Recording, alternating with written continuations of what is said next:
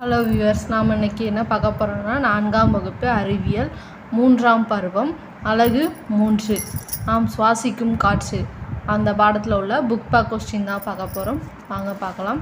அவரோட page number என்னென்னா 97வது பக்கம் இருக்குது, எடுத்துக்கோங்க. இதில் இதோட மதிப்பீடு கொஸ்டின் தான் பார்க்க போகிறோம். சரியான விடையை தேர்ந்தெடு. காற்று ஒரு டேஸ். காற்று ஒரு என்னதுன்னா கலவை. ஃபஸ்ட் ஆன்சர் தான், நோட் பண்ணிக்கோங்க. காற்று ஒரு கலவையாகும். கலவை.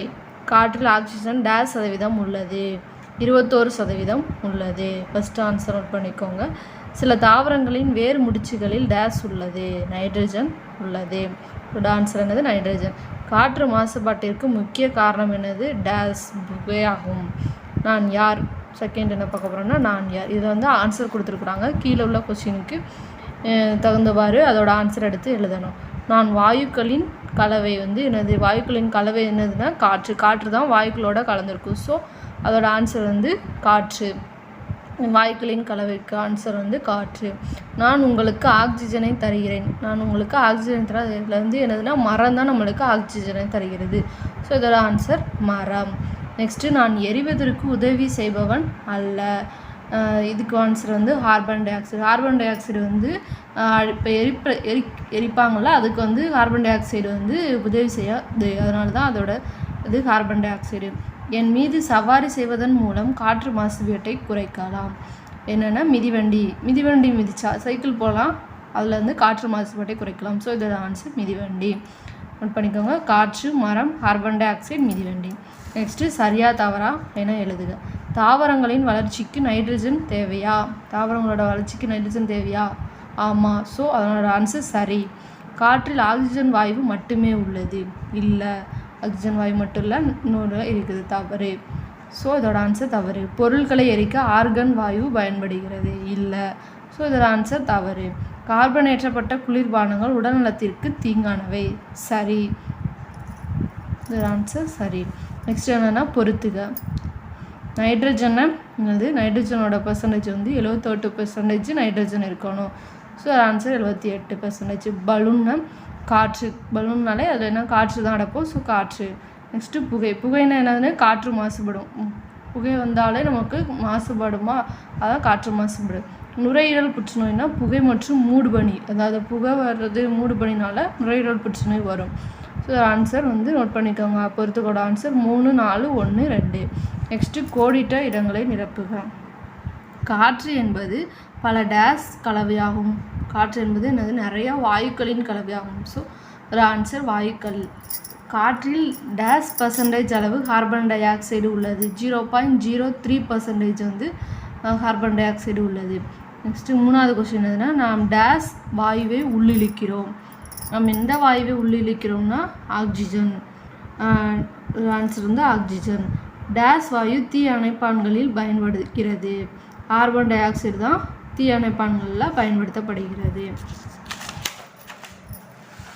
நெக்ஸ்ட்டு, சுருக்கமாக விடையளி. இது வந்து ஃபஸ்ட்டு கொஞ்சம் வந்து நமது அன்றாட வாழ்வில் காற்றின் முக்கியத்துவம் என்ன? இது ஆன்சர் வந்து 88வது பக்கம் இருக்குது, எடுத்துக்கோங்க.